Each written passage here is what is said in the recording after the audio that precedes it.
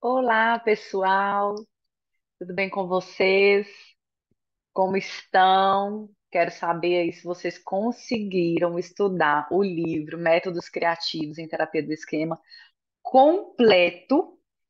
E olha que quem estudou saiu na frente, porque a gente conseguiu estudar e antes desse lançamento que a gente teve no final do ano, em 2022, que foi a versão traduzida. E realmente, se você também não estudou, assiste às aulas.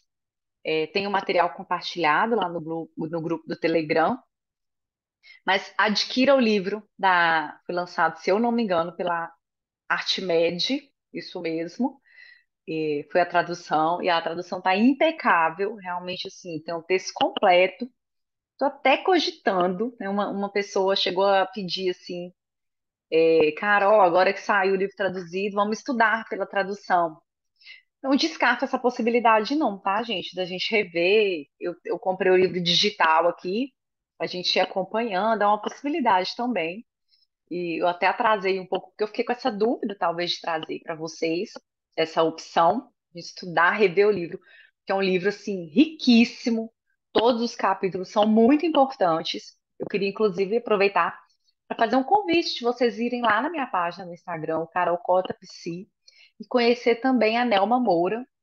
O Instagram dela é Nelma Moura Psicologia. É uma amiga, uma colega de trabalho, psicóloga, terapeuta do esquema e supervisora.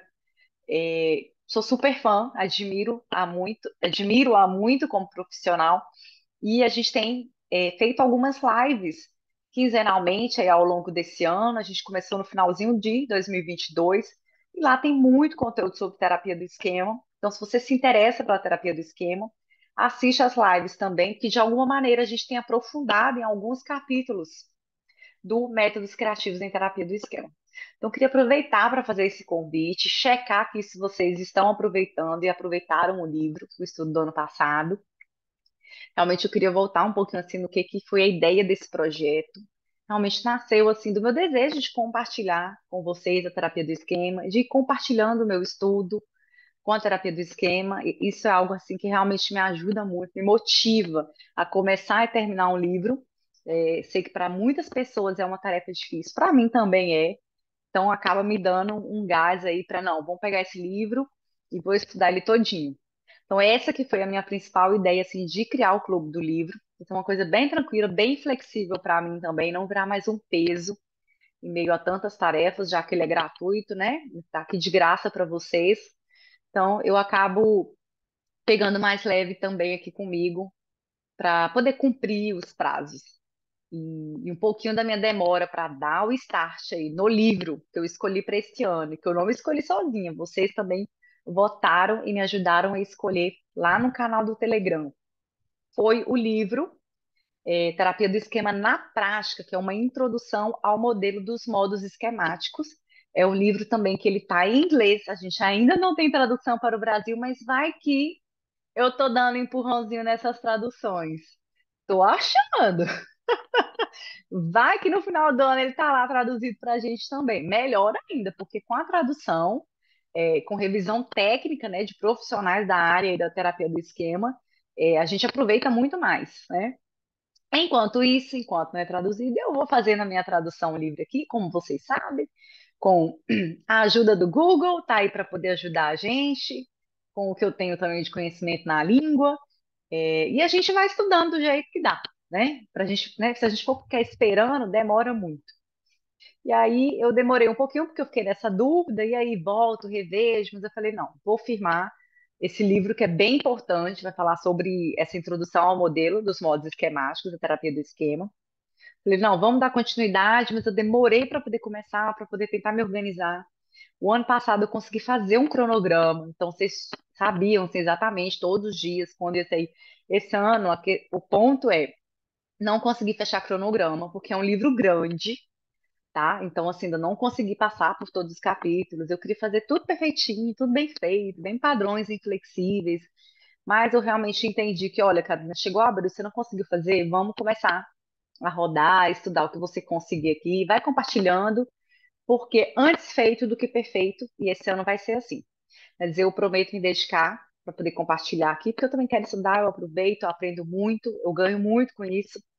E eu espero, de quebra, também poder ajudar você que está aí e que vai topar me acompanhar em mais esse estudo aí de mais um livro sobre a terapia do esquema, tá? Então, o que que acontece? Esse primeiro capítulo, ele traz um geralzão, assim, dos fundamentos básicos da terapia do esquema. E eu dividi em três partes, porque primeiro ele vai falar sobre o modelo da TE, a terapia do esquema, e os 18 esquemas iniciais adaptativos. Eu não vou pular essa parte, eu realmente quero passar por cada esquema aqui com vocês. Então, essa vai ser a nossa primeira parte, né, desse primeiro capítulo. A segunda parte vão ser os estilos de enfrentamento, e a terceira parte, no finalzinho do capítulo, ele faz a introdução ao modelo de modos esquemáticos. Então, vou gravar aqui a primeira parte, se der, eu gravo a segunda e vou lançando, e eu vou fazer o seguinte. Como eu ainda não engrenei e eu não consegui realmente fazer o cronograma certinho, eu vou lançar à medida que eu realmente for conseguindo estudar e eu for conseguindo gravar as aulas aqui para poder compartilhar com vocês. Eu espero conseguir fazer isso quinzenal, que foi da mesma forma que eu fiz no ano passado, mas eu não quero assumir esse compromisso de deixar certinho. Eu vou tentar, seguindo a mesma lógica do ano passado, a cada 15 dias, na sexta-feira, às 19 horas. Essa é a minha proposta. Pode dar certo, pode não dar errado. Eu vou pegar mais leve comigo esse ano, porque realmente tem muita coisa acontecendo. E eu também não quero deixar de honrar esse compromisso que eu fiz primeiro comigo e depois com vocês aqui publicamente neste canal, tá? Aqui do YouTube. Então, sem mais delongas, vamos começar o nosso livro. Não, olha só, estou tão acostumada a falar métodos criativos, Terapia do Esquema na Prática. Uma introdução ao modelo de modos esquemáticos, tá bom? Então, vamos juntos aqui. Não se esqueçam de se inscrever aqui no canal do YouTube. Curtir, se você curtiu, compartilhar com outras pessoas que você acredita que vão se beneficiar, que estão se interessando e se interessam pela terapia do esquema. E também entrar no canal do grupo do Telegram, que é o do Clube do Livro. Lá eu compartilhei todo o material do nosso primeiro livro que a gente estudou no ano passado, Métodos Criativos em Terapia do Esquema. Tá tudo lá, vai ficar tudo guardadinho. E a partir de agora, vou compartilhar então os materiais deste novo livro, Terapia do Esquema na Prática, uma introdução ao modelo de modos esquemáticos. Tá? E se eu falhar aqui em métodos criativos é porque fiquei muito acostumada no ano passado a gravar assim, mas vamos que vai dar certo, né? Tudo no seu tempo aí, conto com vocês e vamos lá. Tcharam! Temos uma logo agora para o Clube do Livro em Terapia do Esquema. A princípio vai ser essa, se mudar, mudou depois, né? E temos a capa e o nosso livro que a gente vai estudar, que a gente vai estudar esse ano, este daqui, que é o nosso livro, Terapia do Esquema na Prática, um guia introdutório à abordagem, né, ao modelo dos modos esquemáticos pelos autores. Vai ser daquele jeito. Arnold Arndt, um autor muito conhecido na terapia do esquema, pelo David Bernstein e pela Gita Jacob, como vocês quiserem falar, fiquem à vontade, mas são três autores muito, né, reconhecidos e consolidados aí na terapia do esquema, eles que fazem essa proposta aí do livro, da terapia do esquema na prática. Vou confirmar para vocês o ano, fiquei um pouco na dúvida agora, se eu não me engano, esse livro ele é de 2018. Vou confirmar, tá? Deixei aqui no cantinho para vocês irem lá me visitar no Instagram. E aqui é o endereço do nosso grupo no canal do Telegram. Bom, então falei para vocês que esse primeiro capítulo então, ele vai abordar esses fundamentos básicos, né? Primeiro, os três pontos principais aí para a gente poder pensar. Para quem não sabe, a terapia do esquema ela foi desenvolvida pelo Jeffrey Young por volta aí dos anos 1990. Então, ela é um baby, né, gente? Ela tá com uns 33 anos. É muito novinho. Sempre bom a gente reforçar, pontuar isso. Ela foi primeiramente desenvolvida para pacientes que não respondiam ao tratamento da TCC clássica, a terapia cognitivo-comportamental, e os pacientes apresentavam uma série de sintomas que alternavam, então esses sintomas eles estavam sempre mesclando ali, ou eles alternavam ou eles eram persistentes, né? É mais refratário e geralmente atendiam aos critérios de um ou mais transtornos de personalidade. E aí, os autores fazem então essa breve comparação com a TCC clássica, porque a gente sabe que até é uma expansão da TCC, para a gente pensar aqui o que, que é mais importante, qual que é a principal diferença, é a relevância, né, o que ela traz de novo a terapia do esquema. Primeiro, é o foco nas emoções. Lá no capítulo, eles colocam como emoções problemáticas. Eu não gosto muito desse nome. Eu traduzi livremente como emoções desagradáveis, porque quando a gente vai estudar, assim, se debruçar sobre o estudo das emoções, a gente aprende que as emoções elas têm funções, todas as emoções são importantes, elas têm funções. O que acontece é que algumas são agradáveis de sentir e outras são desagradáveis. Esse termo não é meu, se eu não me engano, quem cunhou este termo de emoções agradáveis e desagradáveis foram os Caminha, Renato e a Marina Caminha, tá? E eu gosto muito dessa ideia, por isso que eu traduzi aqui como essas emoções desagradáveis, as emoções que são muito desconfortáveis, emoções muito intensas. Esse é o principal foco da terapia do esquema. Porque essas emoções, elas acompanham ali os aspectos cognitivos e comportamentais, né, dos problemas e os sintomas dos nossos pacientes. Aqui tem esse enfoque para as principais técnicas de intervenção, que são intervenções mais experienciais, né? Não significa que a terapia do esquema ela só trabalhe com essas técnicas, mas é um dos diferenciais da terapia do esquema dar esse enfoque, tanto no diálogo das cadeiras, quanto nos exercícios de imagem. O outro ponto, comparando aí a ATE com a TCC clássica, é que a gente dá uma ênfase maior às questões da infância. Então, ao invés de eu ter aquele panorama geral e que normalmente o paciente relatava ou acaba relatando em 20 minutos, 30 minutos, em uma sessão, a gente pega uma lupinha e a gente vai detalhe por detalhe do que aconteceu ao longo da infância, desde o nascimento, né, do bebê, da criança, do paciente, até a sua vida adulta, até aquele momento que ele chega para a gente no consultório. E essas informações dessa origem, essas informações, né, da biografia do paciente, elas são usadas principalmente porque a gente vai precisar validar os pacientes, permitindo-lhes compreender a origem, né, de onde que surgiu aquilo, né? Como que surgiram os seus padrões comportamentais que hoje na vida adulta são um problema, né?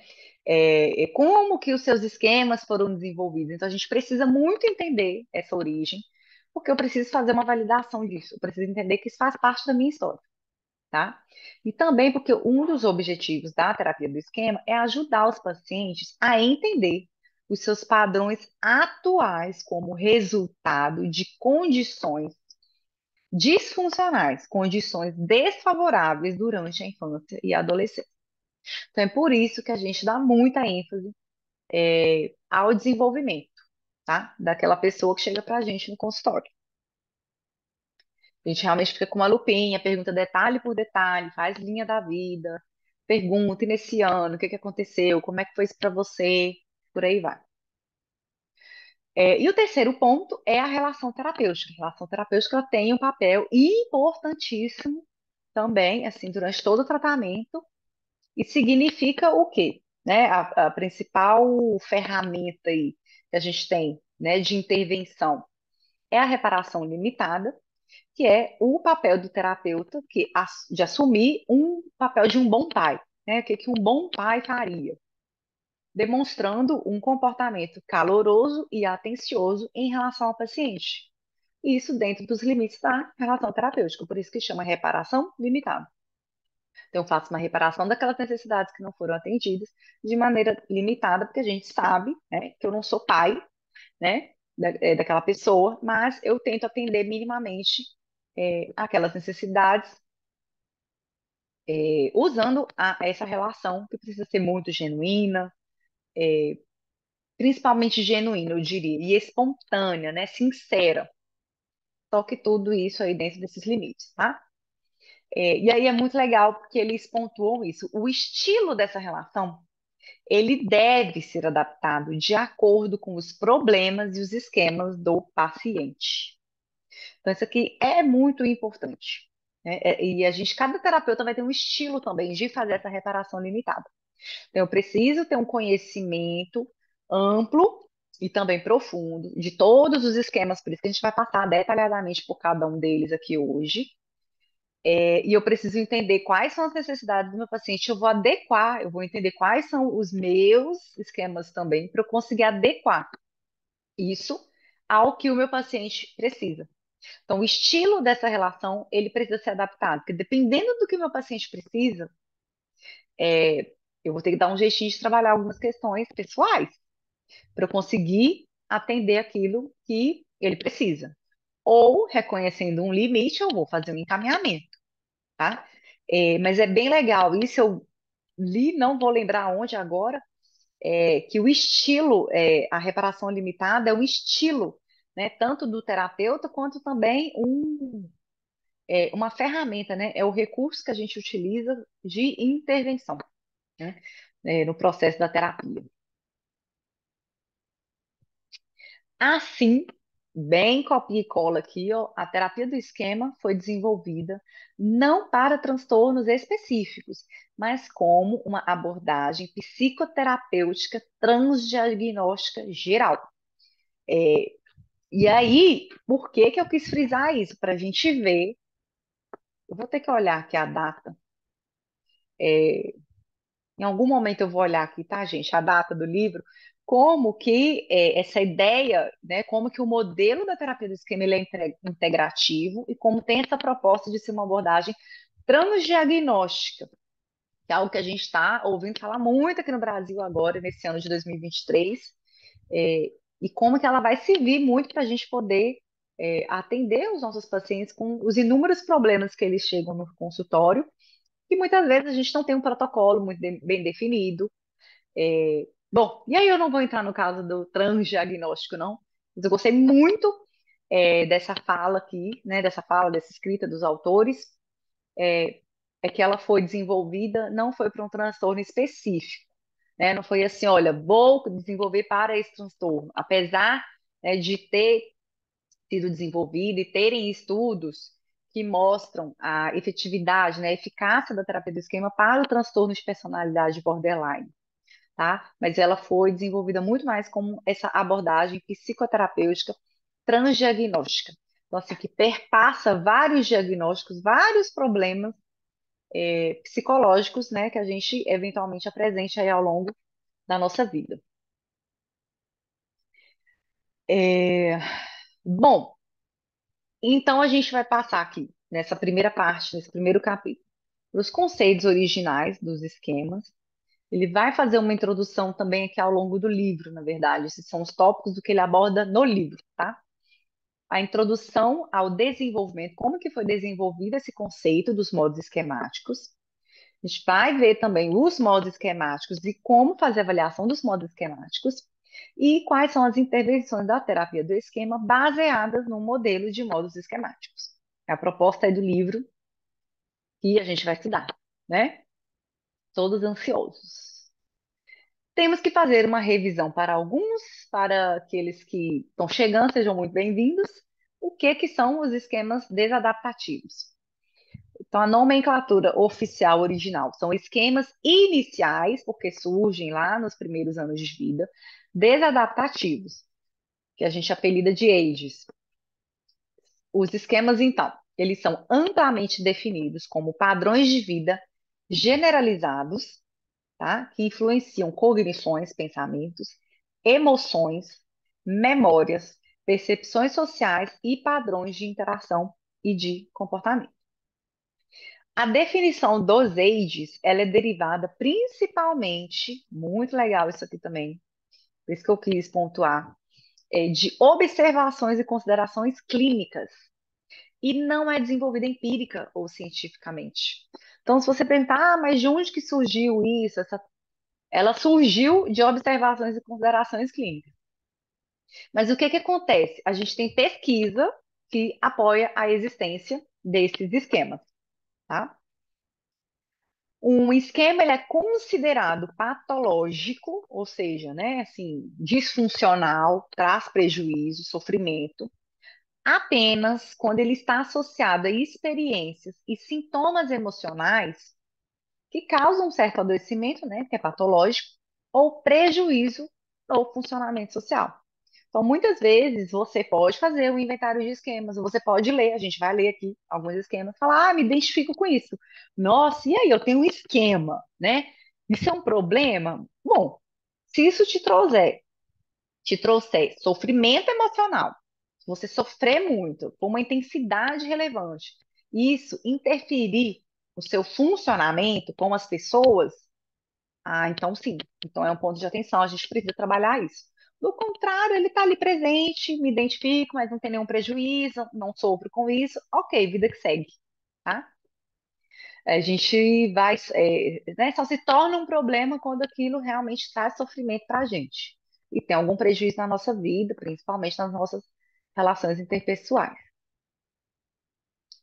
Primeiro domínio, então, o agrupamento, ele faz essa divisão das necessidades emocionais básicas. A gente vai ter um tópico aqui sobre esse foco nas necessidades emocionais, né, do que são, a importância, mas esse primeiro domínio, então, dessas necessidades, ele abarca aí esse nome, né, de desconexão e rejeição, e as principais características é que os esquemas que estão dentro deste domínio apresentam dificuldades relacionadas ao apego, né, que são essas primeiras experiências de vínculo que a gente desenvolve ao longo da nossa, né, lá desde a nossa infância, essas dificuldades nesse primeiro momento. Outra característica é a ausência de segurança e de confiança nos relacionamentos interpessoais e a qualidade, né, daquele sentimento e da emoção vai depender do esquema, tá? A gente vai entender passando por cada um. Por exemplo, o esquema de abandono, instabilidade, qual que é a principal característica dele aqui, desse esquema? Os pacientes com esse esquema sofrem com a sensação de que os relacionamentos importantes que formaram ou que formarão nunca durarão e, portanto, estão constantemente preocupados em serem abandonados pelos outros. Então, são pessoas que têm essa sensação de que vão ser abandonadas, esse medo muito grande de ser abandonado, realmente assim, vou ser largado pelas outras pessoas. Geralmente relatam experiências, então, de abandono. Então, tem um abandono de fato que ocorreu ali durante a infância, em que muitas vezes um dos pais deixava a família ou deixou a família, simplesmente abandonou, saiu de casa, ou também não se preocupava com eles, ou pessoas importantes que morreram cedo. Pacientes com esse esquema muitas vezes iniciam relacionamentos com pessoas pouco confiáveis, que assim vão confirmar o seu esquema repetidas vezes.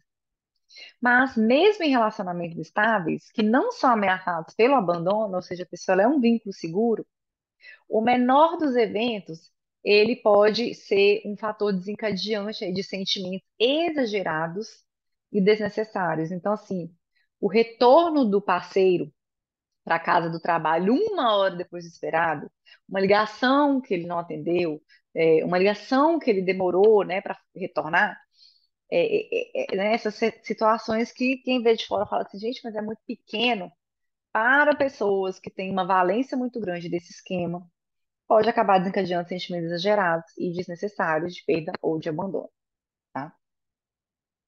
Então, aqui, olha, quando a gente fala que a qualidade do sentimento, da emoção vai depender do esquema, é que a qualidade aqui, então, dessa emoção, dessa sensação no esquema de abandono é o medo intenso de ser abandonado. É eu vou ficar sozinho, né? E eu vou ficar sozinho por quê? Porque as pessoas, elas vão me largar, as pessoas me largam, elas me abandonam. O outro esquema de desconfiança e abuso, né? As pessoas com este esquema esperam. É quase que espera e tem certeza. né? Porque o esquema é uma verdade absoluta. Elas esperam então ser abusadas, humilhadas ou maltratadas de outras formas pelas outras pessoas. Estão constantemente desconfiadas porque têm medo de serem prejudicadas deliberadamente. Quando são, quando são tratadas de maneira amigável, muitas vezes acreditam que a outra pessoa, né, tem alguma coisa ali oculta, né, tem alguma coisa por trás daquilo, né? Quando entram em contato com os sentimentos associados a esse esquema, geralmente experimentam ansiedade e ameaça. Em casos graves, os pacientes se sentem extremamente ameaçados em quase todas as situações sociais. Então, um medo muito grande, né? De ser abusado, de realmente eu não posso confiar nas pessoas. Por quê? Tem uma explicação para isso, né, gente? O esquema de desconfiança e abuso, ele geralmente se desenvolve por causa de experiências que de fato ocorreram de abuso na infância. E pode ser um abuso sexual, ele coloca aqui que geralmente é sexual, mas o abuso ele também pode ser um abuso físico, pode ser abuso emocional ou verbal. Dependendo da intensidade, da frequência dessas experiências aqui, causa esse esquema e é grave, né, para algumas pessoas. Então, em muitos casos, as crianças elas foram abusadas por membros da família, como pais ou irmãos. No entanto, é importante a gente ter em mente também que atos cruéis praticados por colegas, né, por exemplo, bullying pelos colegas, quando a gente é criança, a gente está na fase da adolescência também, esse bullying por pessoas mais velhas também, e fazem parte ali do nosso círculo social, né, também podem causar esquemas de abuso extremo, muitas vezes combinados com um forte fracasso ou vergonha.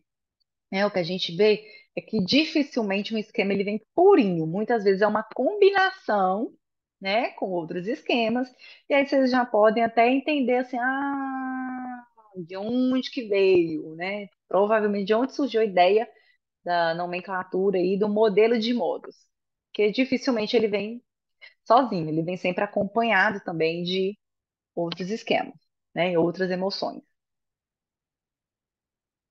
O esquema de privação emocional. Os pacientes com esse esquema geralmente referem-se à sua infância como tranquila e boa, né?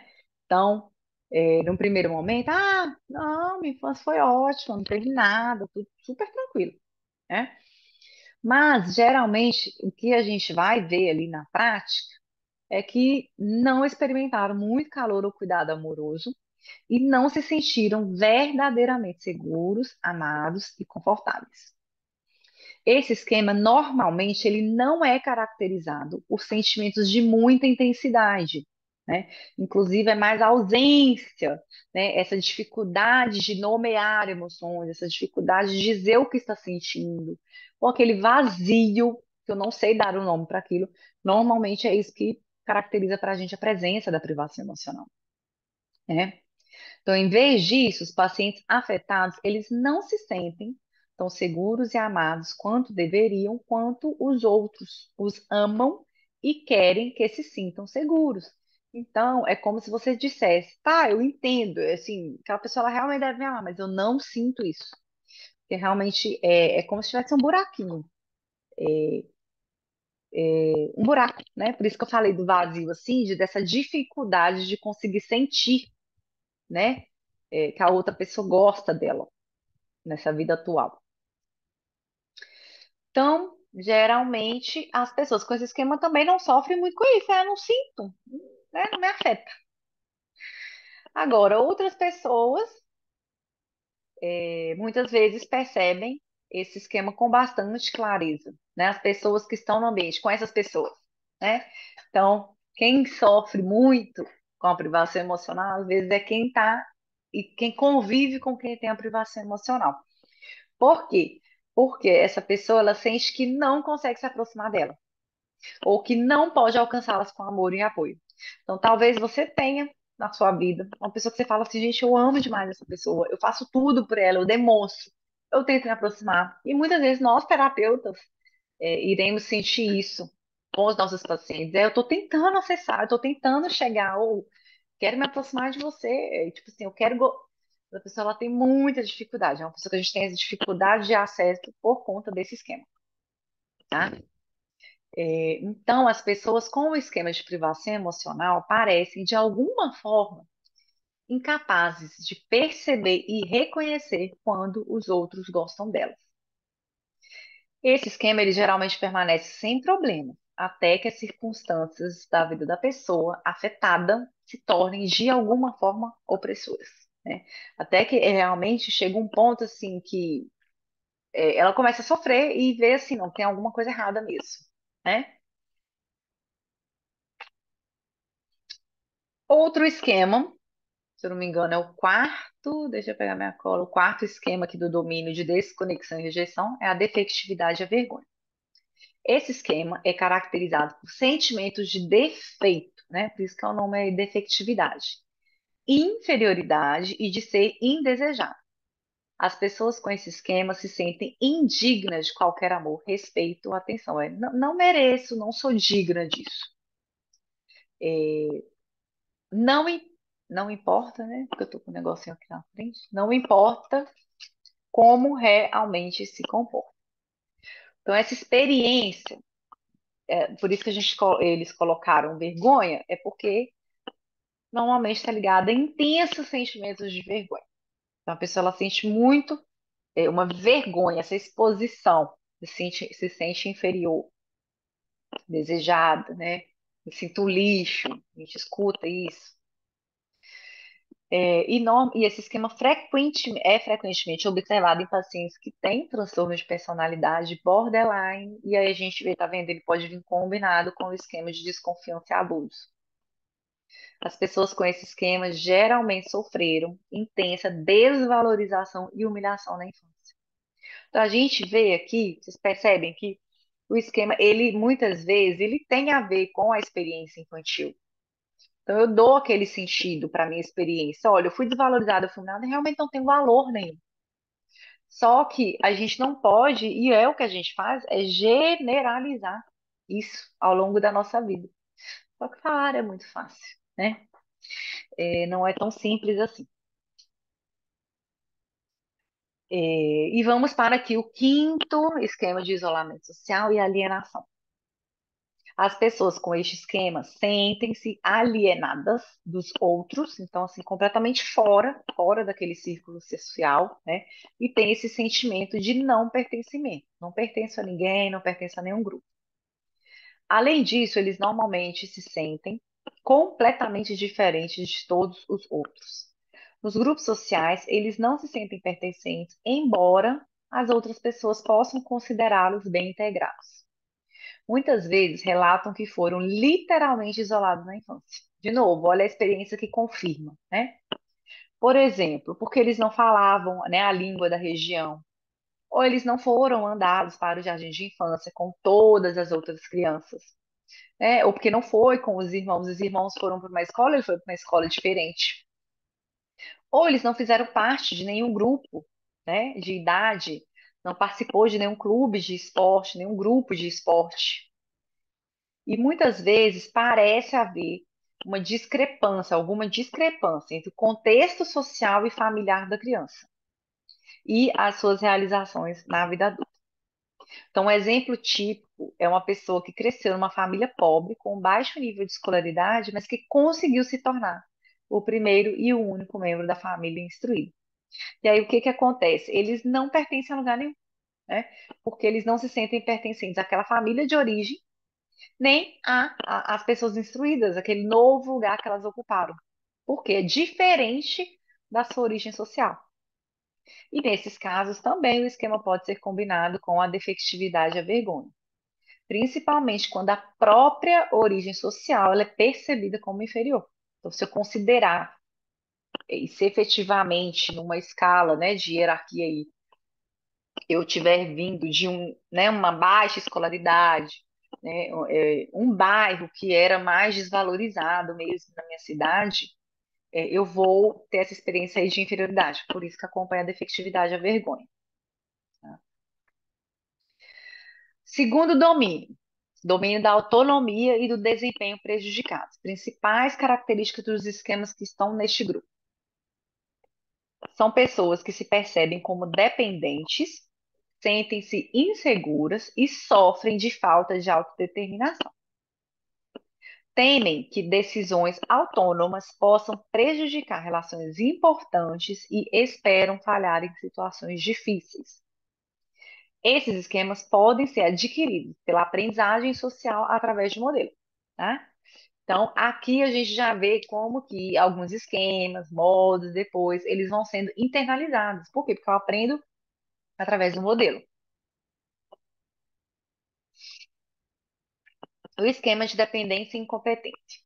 Os pacientes com esse esquema muitas vezes se sentem menos ajudados. Então, assim, realmente não tive muita ajuda e se sente incapaz de administrar a sua vida diária sem a ajuda de outras pessoas, né? Então, pode ser isso, eu não tive ajuda e eu me tornei dependente, por quê? Porque eu sou incapaz, eu sempre fui incapaz, eu sempre tive a ajuda das pessoas. É um esquema típico, né, de pacientes que têm um transtorno de personalidade dependente.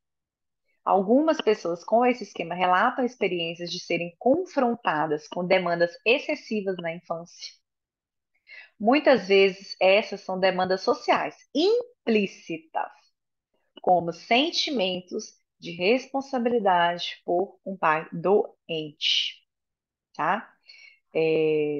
Então, veja bem, uma criança com uma demanda ali de ter que cuidar de um adulto, ela não se sente capaz, ela não se sente competente porque efetivamente ela não tem recurso para isso, né?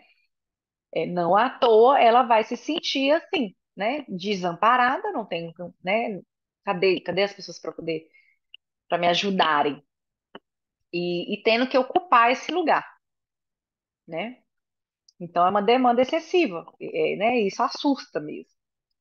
E aí, como se sentiam cronicamente estressados, eles não conseguiram desenvolver esse senso de competência e de mecanismos saudáveis para poder enfrentar essa situação. Outros pacientes com esse esquema, no entanto, relatam que os seus pais realmente não exigiam o suficiente dele. Então, ou tem uma demanda implícita, ou não tem demanda nenhuma, né? Não tem uma exigência. Eu sou criado assim muito solto. Então, em vez de ajudar os filhos a desenvolver adequadamente a sua autonomia durante a adolescência, eles se recusaram, né, e continuaram, se recusaram a deixá-los ir. Significa, não teve aquele incentivo a desenvolver a autonomia, ficou ajudando ali, fazendo tudo que ele tinha dificuldade. Né, meu filho está com dificuldade na tarefa de casa, não, eu te ajudo, eu faço com você. Não teve incentivo para ele conquistar essa autonomia interna né, e desenvolver esse senso e a responsabilidade também das tarefas. E aí, olha que interessante aqui, pode levar algum tempo na terapia até que esse esquema ele se torne aparente, pois os pacientes geralmente demonstram uma cooperação muito boa na relação terapêutica. É depois de algum tempo que o terapeuta sente uma falta de processo adequado, apesar da boa cooperação. Então, está cooperando, mas não tá indo, né? Não está progredindo. Então, quando um paciente inicia a terapia de maneira extraordinariamente amigável e reage com entusiasmo a cada uma das sugestões do terapeuta, mas não há progresso, o terapeuta deve considerar os padrões dependentes. Isso pode ser especialmente o caso quando o paciente já passou por várias terapias com um sucesso limitado, tá? Então, inclusive mostra para a gente o nível de dependência, né, dessa ajuda, da nossa ajuda. O quanto que ele não desenvolveu ainda esse senso, né, de independência e de competência. O outro esquema, vulnerabilidade ao dano e doença, é caracterizado por ansiedade gerada sobre eventos trágicos, catástrofes e doenças que, devido à sua natureza, podem ocorrer inesperadamente a qualquer momento. Então, esse esquema ele é visto com particular frequência em pacientes hipocondríacos ou com um transtorno de ansiedade generalizada, que está sempre preocupado que alguma coisa vai acontecer. Os pacientes com esse esquema frequentemente relatam excesso de cautela das suas mães ou avós ou das pessoas, né, naquele ambiente que ele foi criado. preocupações muito frequentes, alertas contra doenças graves e outros perigos da vida, e pedidos de extremo cuidado e cautela durante a infância. Então, pais hipervigilantes, super preocupados, né? O que você está ensinando aqui, eu tenho que me preocupar. Se meu pai está muito preocupado com isso, eu vou internalizando isso, que eu tenho que estar muito preocupado, eu tenho que estar sempre vigilante, né? Esse guardião cauteloso, muito cauteloso, ele pode ter instruído a criança também a obedecer regras muito rígidas de higiene, como nunca comer fruta sem lavar, ou sempre lavar as mãos após as idas ao supermercado para evitar doenças, né? E aí, gente, aqui a gente está falando regras muito rígidas, tá? Aqui tudo sempre a gente leva para um extremo em termos de intensidade e frequência, né? Ah, porque às vezes, né, tem algum pai, alguma mãe, tem alguém assistindo isso aqui e fala, ah, mas eu não posso instruir, né? Eu não pode, mas a questão é o excesso, é o excesso. É essa regra, nunca coma fruta sem lavar. Sempre faça isso. Porque a gente sabe que eventualmente alguma coisa vai passar, né? Então essas regras muito rígidas, elas vão gerando essa ansiedade, essa necessidade de controlar coisas que a gente acabou de falar aqui, ó. Pode acontecer inesperadamente a qualquer momento, tá? Esse esquema ele também pode ser encontrado em pacientes que realmente foram vítimas de eventos graves e incontroláveis em sua vida, né, em suas vidas, como desastres naturais ou doenças graves, né? Porque realmente, se você passa por uma experiência dessa, você vai aprender naturalmente a se proteger, a ficar atento, para evitar que isso aconteça novamente, né? O outro esquema deste segundo domínio, quarto esquema, o emaranhamento, né? O emaranhamento self subdesenvolvido. As pessoas que sofrem desse esquema têm um senso fraco da sua própria identidade. Dificilmente se sentem capazes de tomar decisões cotidianas sem a necessidade da confirmação da outra pessoa. E muitas vezes aqui é a mãe. Então tem essa, né, preciso checar com minha mãe, preciso checar com meu pai antes de tomar uma decisão, né? Porque não confia na sua própria identidade. Sem essa pessoa especial, eles não têm a capacidade de formar opiniões. Isso pode ir tão longe quanto uma incapacidade de se sentir como um indivíduo por completo.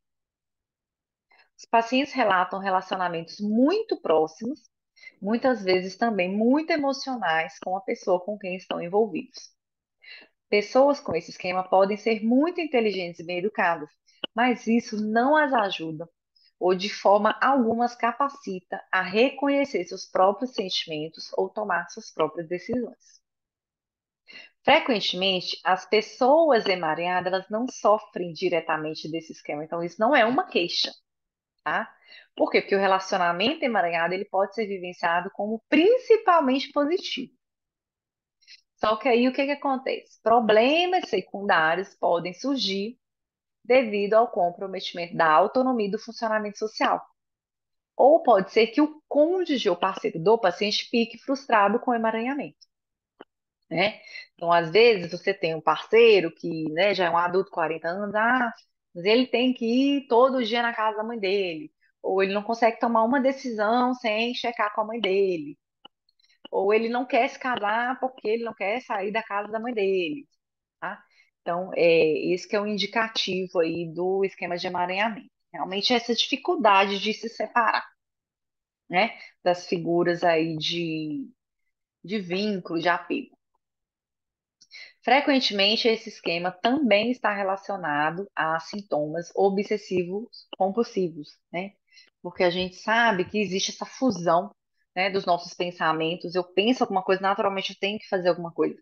Então tem a ver essa fusão com esse emaranhamento, uma característica aí, né, presente. Então por isso que pode ser, né, a gente observa, né, clinicamente inclusive, que tem essa associação. O esquema de fracasso é o esquema caracterizado por sentimentos de ser um completo fracasso, de ser menos talentoso e inteligente do que todos os outros. As pessoas com esse esquema acreditam que nunca serão bem-sucedidas em nenhuma área de suas vidas. Então, tendem a ter frequentemente experimentado um feedback muito negativo na escola ou nas suas famílias, né? Muitas experiências negativas na escola, de repetição, de dificuldade, teve dificuldades na infância, na escola, né? Pessoas com o TDAH. Então, muito frequentemente vai ter o esquema de fracasso aí, né? Por quê? Porque existe uma desvalorização global da sua personalidade. Então, generaliza, né? Você é um fracasso, assim, é você toda, né? Você não foi bem na escola, então você é uma pessoa que fracassou, né? Se você não deu certo em uma coisinha, faz essa generalização aí, como se fosse a pessoa como um todo. Então, as pessoas envolvidas em uma atividade perfeccionista e orientada para a realização na infância e juventude, né, como por exemplo, aí, tocar música clássica, tocar piano, fazer algum esporte, né, esportes competitivos, também podem desenvolver esse esquema. Situações exigentes e estressantes, incluindo exames, provas, são muito problemáticas para essas pessoas. Às vezes, esse esquema ele funciona como uma profecia autorrealizável, né? Como as pessoas com esse esquema têm tanto medo de uma situação exigente, elas podem evitá-las completamente, que vai resultar em uma preparação inadequada e em um círculo vicioso, em que os resultados vão ser realmente ruins, principalmente em situações, é, quando são situações inevitáveis. Então, realmente, assim, estou com muito medo de não passar numa prova. Se eu não estudo de tanto medo que eu fico paralisada e eu fico procrastinando, eu não vou passar na prova, né? Então, é por isso que a gente fala que é autorrealizável. Na verdade, de maneira geral, os esquemas, né, eles têm essa característica, né? Eu acabo funcionando de uma maneira que vai perpetuando a verdade, né, do esquema. Então, vamos agora para o terceiro domínio, limites prejudicados. Características principais: a dificuldade em aceitar limites normais, né, limites da vida. É difícil manter a calma e não cruzar a linha. E muitas vezes não tem autodisciplina para administrar adequadamente a sua vida cotidiana, os seus estudos ou trabalho. São esquemas também que podem ser aprendidos pela aprendizagem social, né, através de modelos. Primeiro esquema deste domínio, grandiosidade. As pessoas com este esquema consideram-se muito especiais. Eles sentem que não precisam se preocupar com as regras ou com as convenções usuais e odeiam ser limitados ou restritos, né? Porque se eu sou muito especial, por que que eu tenho que ficar preocupado com as regras? Eu vou te falar que eu acho, em certa medida, todo mundo deve ter um pouquinho disso. Gente, eu vou falar, porque assim, fugindo totalmente. Eu moro aqui no Rio, e tem uma ciclovia aqui que eu fico assim, todo mundo deve se achar muito especial, porque todo mundo anda como quer na ciclovia. E sabe, na ciclovia tem um limite de velocidade, a prioridade ali, a ciclovia, como ela divide com o pedestre, é a prioridade do pedestre. Mas as pessoas andam assim, do jeito que elas querem, na velocidade que elas querem, na bicicleta, na moto elétrica. Quem está andando, o pedestre na hora de atravessar, não olha. Então é uma coisa assim de doido.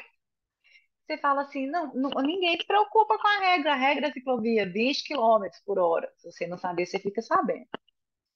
E aí eu sempre penso nisso, nesse esqueminha aqui de grandiosidade, né? Porque a gente esquece, né, que a gente está num ambiente público e que a gente tem que seguir, né, certas convenções aí para ter uma boa convivência, evitar acidentes, inclusive, né?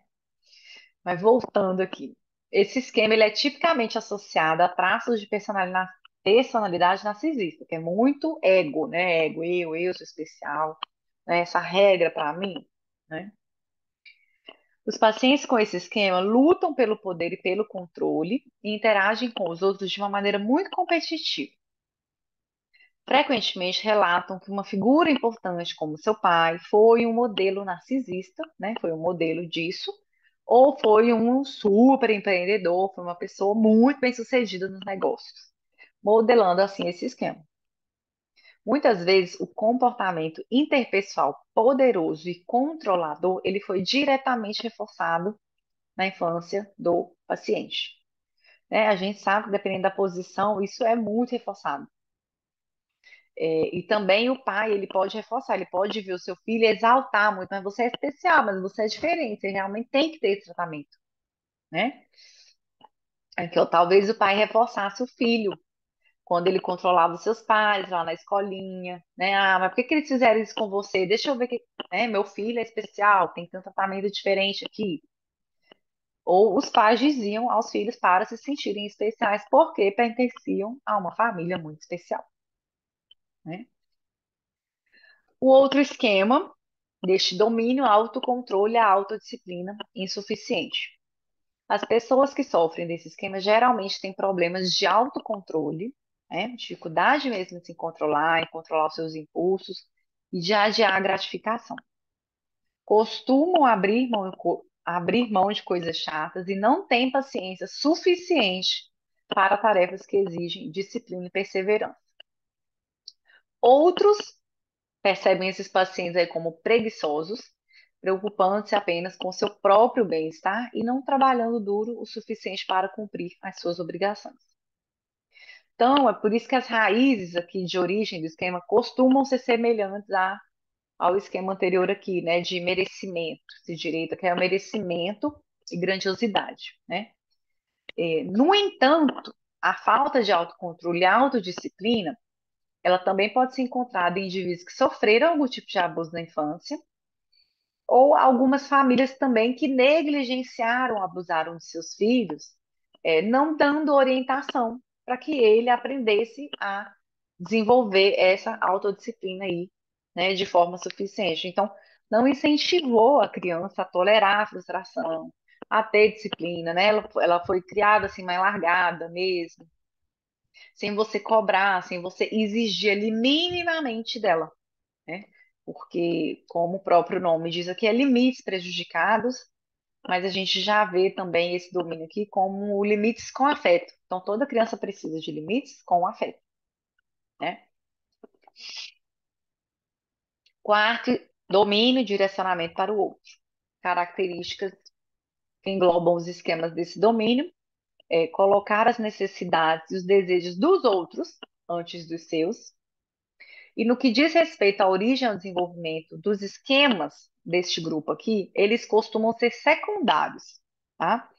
Então, eles costumam vir como uma forma de enfrentamento, né? Para lidar com esses esquemas primários, aqueles do domínio de desconexão e rejeição, eu desenvolvo esse esquema aqui.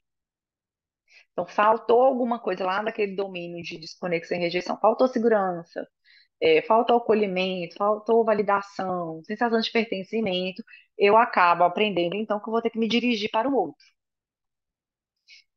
Tanto porque pode ser esse esquema aí secundário, quanto porque, de novo, é um esquema que pode ser adquirido pela aprendizagem social através dos modelos.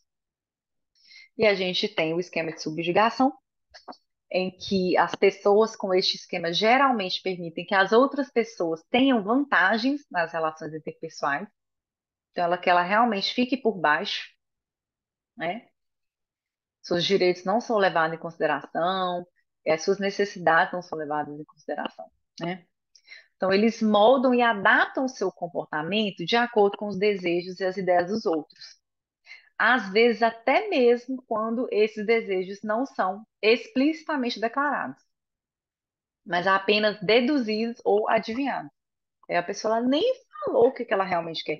Mas assim, se eu deduzir, eu já vou lá e eu faço, porque eu sei que é isso que ele vai querer, né? Então, para indivíduos com esse esquema, pode ser muito difícil entrar em sintonia com as suas próprias necessidades, tá? Mesmo com os esforços do terapeuta para ajudá-los a descobrir. Então, durante a infância, os pacientes muitas vezes viveram situações familiares perigosas, com um dos pais subjugando o outro, né? Então, aqui talvez a mãe ela realmente fosse submissa quando o pai era violento ou agressivo. Ou talvez qualquer expressão de necessidade e desejos fosse severamente punida, né? Então, aqui a gente vê realmente uma experiência que talvez a mãe ela não tinha outro caminho, não tinha o que fazer, não tinha com aquele pai que era violento ou agressivo. Então, você aprende de novo aqui por modelo. Né? Você aprende, olha, minha mãe não se posiciona, ela não expressa as necessidades e desejos dela. Então, se eu fizer isso também, o que que vai acontecer comigo? Né? A gente tem que lembrar isso, que a gente aprende muito por modelo. E o outro esquema deste domínio, do quarto domínio, autossacrifício. Os pacientes com esse esquema constantemente se concentram em satisfazer as necessidades dos outros. Só que aqui é diferente da subjugação, né?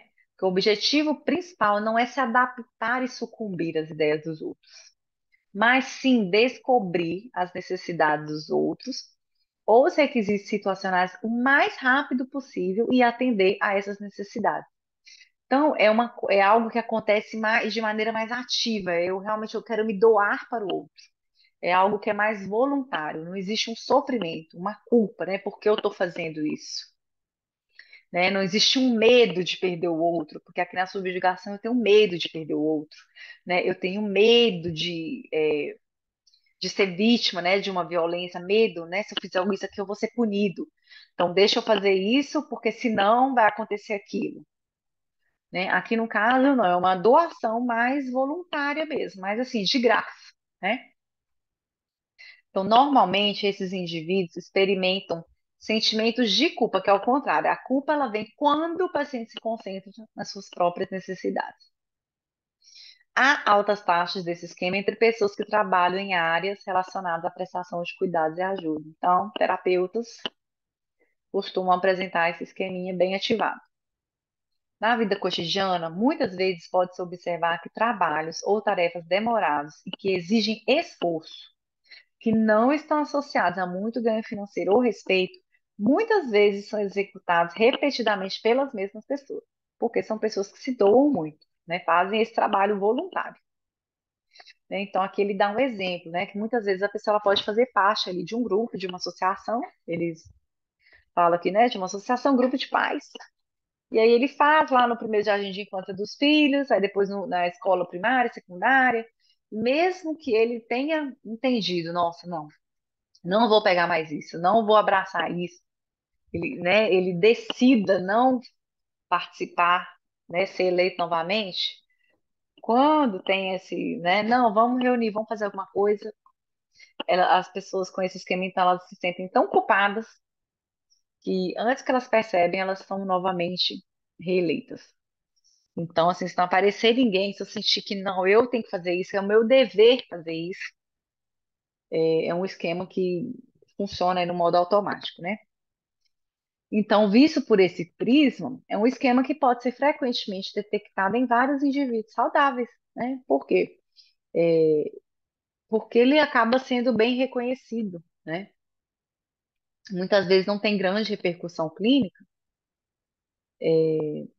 se a pessoa ela tiver esse suporte aí suficientemente saudável. Né? Então, é um esquema também que a gente vê com bons olhos, né? Pessoas que se sacrificam, que se a gente fala, ah, fulano é uma pessoa que cuida de todo mundo, né? Que ajuda muitas pessoas, olha, que sempre faz à frente, mas tem um sofrimento ali, né, gente? Porque a pessoa, ela realmente ela não consegue fazer o que é preciso para atender às suas próprias necessidades. O outro esquema que desse domínio é a busca de aprovação. Pessoas com esse esquema acham extremamente importante causar uma boa impressão nos outros. Então, o famoso, eu me preocupo muito com o que os outros pensam, me preocupo muito com o que os outros pensam. O que é que os outros vão pensar de mim? Então, gasta-se muito tempo e energia melhorando a aparência, o status social e o comportamento, né, diante, né, do que os outros vão pensar sobre mim. O objetivo aqui, ele não é se tornar o melhor, como o autoengrandecimento de um narcisista. O objetivo aqui é receber a aprovação e a apreciação dos outros, né? Não, as pessoas vão gostar de mim. Então, esses indivíduos geralmente acham difícil sintonizar as suas próprias necessidades e desejos, pois as opiniões dos outros e a necessidade de status e a aprovação está sempre em primeiro plano. Né? Então, assim, se está sempre em primeiro plano, eu não consigo me conectar com o que eu realmente preciso, com o que eu realmente quero. E por último, o quinto, domínio de hipervigilância e inibição, em que as principais características são evitar a experiência, bem como também a expressão das emoções e das necessidades de maneira espontânea. Passar a evitar experiências emocionais intensas para se proteger de estímulos aversivos. E, de novo, esquemas que podem ser adquiridos pela aprendizagem social através de modelos. O primeiro esquema aqui que a gente vai ver é o pessimismo. Pacientes com este esquema focam constantemente no lado negativo ou problemático em todas as situações. E estão sempre ansiosos para que as coisas não saiam bem e esperam problemas em todos os lugares. Frequentemente relatam que esse esquema foi modelado por pais ou outras figuras importantes. Então, tem essa figura aí, olha, meu pai, a mãe, eles eram muito pessimistas também.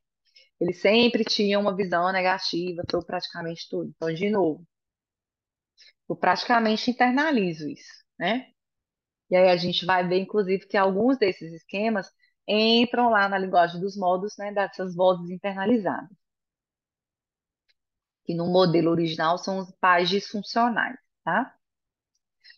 Esse esquema ele pode ser extremamente frustrante para as outras pessoas. Por quê? O indivíduo afetado, ele volta repetidamente, está sempre com essa visão negativa do mundo. Então, não importa, né, o quanto as pessoas tentem ajudá-los, né, tentem mostrar um lado positivo, a outra pessoa está sempre vendo o lado negativo da coisa. O esquema de inibição emocional. Os pacientes com esse esquema acham desagradável ou ridículo demonstrar sentimentos espontâneos. As emoções são consideradas sem importância e desnecessárias sentir, né? Frequentemente, esses indivíduos relembram memórias de infância, de figuras paternas, zombando deles por estarem com raivas ou chateados. Então, são memórias de na infância, aquela expressão emocional ter sido invalidada, ter sido punida, ter sido reprimida, tá? Posteriormente, os sofredores aprenderam, né, pessoas que sofriam com isso, né, aprenderam, né, o paciente que tem esse esquema, aprende a perceber como a sua emoção como é ridículo, né, sentir, essa coisa de criança. E aí começa a desvalorizar tudo em conjunto. Em alguns casos, as pessoas adquiriram esse esquema porque sentiram que as emoções expressas pelos familiares eram muito difíceis de lidar e muito intensas. É uma outra possibilidade aqui de desenvolvimento do esquema. Talvez os membros da família lidassem com os conflitos interfamiliares de forma extremamente emocional. Então, quando tem emoção demais também, dependendo do temperamento da pessoa, eu vou fazer o seguinte: emoção demais não é muito bom, não. Vamos inibir isso, né? Ou então, famílias em que costumavam reclamar e falar acaloradamente sobre os outros membros da família com a criança. Então, a criança ela vai fazendo uma interpretação sobre aquilo, né? Do tipo, não, mas emoção demais, isso não é muito legal, não, né? Ou, reclama demais, né? Tá sempre falando de fulano. Então, dependendo do temperamento, eu internalizo isso como, nossa, esse negócio de demonstrar, de sentir, não é legal, né? E aí, nesses casos, a criança ela experimentou as emoções como uma coisa ameaçadora, né? Porque realmente num ambiente que é muito emocional, que não tem esse controle, dá medo sentir, né? É uma coisa assim, que na hora que vem, não sei muito bem como controlar, como administrar isso, né? Então, no tratamento desse esquema é muito importante estabelecer se o indivíduo percebe as emoções como ridículas ou ameaçadoras. É uma das principais características, a pessoa realmente entender que, para que sentir, sabe? Não mexer com isso não. O outro esquema, não é o último, tem mais um, é padrões inflexíveis. Então, as pessoas com este esquema sentem-se permanentemente sob pressão para alcançar e atingir os seus objetivos ambiciosos ou aqueles padrões que ela mesma estabeleceu, né? Então, geralmente se esforçam para ser os melhores em tudo o que fazem, né? Se esforçam em fazer muito bem feito. Acham muito difícil permitir-se passar o tempo fazendo atividades divertidas e espontâneas e quase impossível valorizar atividades que não estão relacionadas à realização. Tais indivíduos são tipicamente perfeccionistas e rígidos. Eles geralmente não questionam os seus próprios padrões elevados, mas o bem é natural, é uma coisa natural, né? Mesmo quando o padrão ele é claramente inatingível ou tem consequência negativa. Então é assim, mas tem que ser assim, como que, né? Como que você não quer ser o melhor? Ou como que você não quer fazer isso bem feito, né? Que aí são as características dos padrões inflexíveis. E para fechar, temos o esquema de postura punitiva, né? Os pacientes com esse esquema estão convencidos de que as pessoas elas merecem ser punidas quando cometem o erro. Então, o erro é intolerável, inadmissível. Então, eles são geralmente impiedosos e muito impacientes. E aí eles vão ser com eles e com os outros. E geralmente também relatam modelos semelhantes na sua infância. Então, né, se tiveram pais muito punitivos, eu aprendo, vou aprendendo com isso. Então, como eu falei, essa primeira parte, a gente, eu iria me concentrar aqui nos esquemas, nos 18 esquemas, os 5 domínios. A próxima parte vai ser o foco nas necessidades emocionais e nos estilos de enfrentamento, tá? Eu espero que vocês tenham curtido aí. Quem não conhecia a terapia do esquema, quem não conhecia, né, esse conteúdo, esse breve resumo aí dos esquemas, qualidades, né? Pensamentos, emoções. Se tiverem alguma dúvida, mandem lá no Telegram, tá bom, pessoal? E vamos devagarzinho aqui, mas vamos continuar com os nossos estudos. Eu espero que a gente aproveite e aprenda bastante aí com esse livro de 2023. Eu agradeço vocês por terem ficado até aqui. Um beijo e até a próxima.